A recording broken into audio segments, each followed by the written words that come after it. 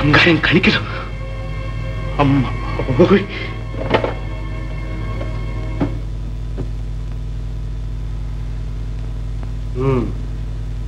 అయితే ఈ బంగారం తీసుకుని ఇక్కడికే వచ్చేసాం అన్నమాట. అవును దొరగారు, ఈ పాపిటి సొమ్ము నాకెందుకని తిన్నగా ఏడకే పట్టుకొచ్చాం. మీ గడప చెబుతున్నా.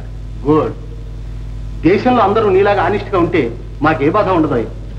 సరే గాని ఆ జమీందారికి వారసులు ఎవరైనా ఉన్నారా? లేకేం దొరగారు, కొడుకే ఉన్నాడు. ఆ అగ్గి ప్రమాదకం నుంచి బతికి బయటపడింది ఆ బుడ్డాడు ఒకడే. ఓహో, ఇప్పుడు ఆ కుర్రాడు ఎక్కడున్నాడు? అదేనండి, మా గుడిలోనే లక్ష్మి అని ఒక పిల్ల ఉండేది. ఆ బుడ్డోడిని లక్ష్మికి అప్పచెప్పి ఆ జమీందొరమ్మ గారు చచ్చిపోయారు.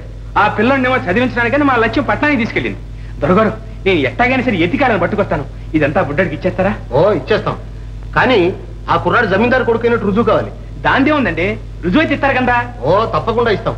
కానీ ఇక్కడ కాదు, పట్నంలో క్లెయిమ్స్ ట్రస్టీ ఆఫీస్ అని ఉంటుంది, అక్కడికి వెళ్ళాలి. అది ఎందుకు రాసింది దొరగారు? రాసిస్తాను కానీ ముందు నువ్వు స్టేట్మెంట్ ఇవ్వాలి. రైటే? Yes sir. ఇతని దగ్గర స్టేట్మెంట్ తీసుకో. వారికి వారసుడైన ఒక కొడుకున్నాడని విన్నామే. ఉండేవాడు. వాడు మిగిలింటే నాకు ఈ కష్టం అంతా ఎందుకు? వాడు అప్పుడే అక్కడే ఆ దవానలంలో దగ్ధమైపోయాడు. అయితే అతడు చచ్చిపోయినట్లు మాకు రుజువు కావాలి. చచ్చిన వాళ్ళకు రుజువు ఏమిటి ప్రభు? నన్ను యమధర్మరాజు వద్దకు వెళ్ళి తెమ్మంటారా? మీరు ఎక్కడి నుంచైనా తీసుకురండి, అది మాకు అనవసరం. క్షమించండి, కావాలంటే నన్ను గురించి విచారించండి. ఆ అవసరం మాకు లేదు. రుజువు చేసుకోవాల్సిన బాధ్యత మీది. అంతేనంటారా? అంతే. మీరు వెళ్ళవచ్చు. చిత్తం అంతా ఏడుగొండల వాడిదయ్యా. సెలవు. ఏమండి? అయ్యా, ఈ పళ్ళు పూలు పట్టుకెళ్ళండి. ఇంకెప్పుడు ఇలాంటి తీసుకురాకండి. చిత్తం, వెళ్ళండి. వాళ్ళకి ఏం చేయాలి? ఏమైంది బాబా, ఏమైంది? ఇగో పళ్ళు పూలు ఒట్టి దండగా. కుర్రాడు బతికున్నట్టు వాళ్ళకు గట్టిగా తెలిసిపోయిందట. ఇప్పుడు ఆ కుర్రాడు లేడని, కనీసం చచ్చిపోయినట్టు నిర్ధారణగా రుజువైతే గాని బంగారం మన చేతికే పడట.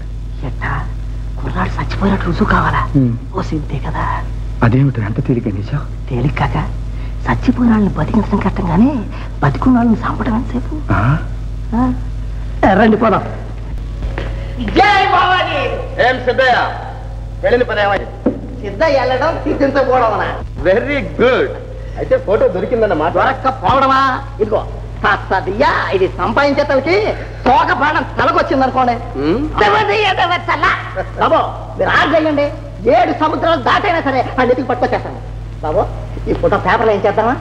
అదే కాదు, పేపర్లో వేస్తే 10 మందికి తెలిసి రహస్యంగా జరిగిపోవాలి పని. సిద్ధయ్య వాళ్ళే వాడిపోయి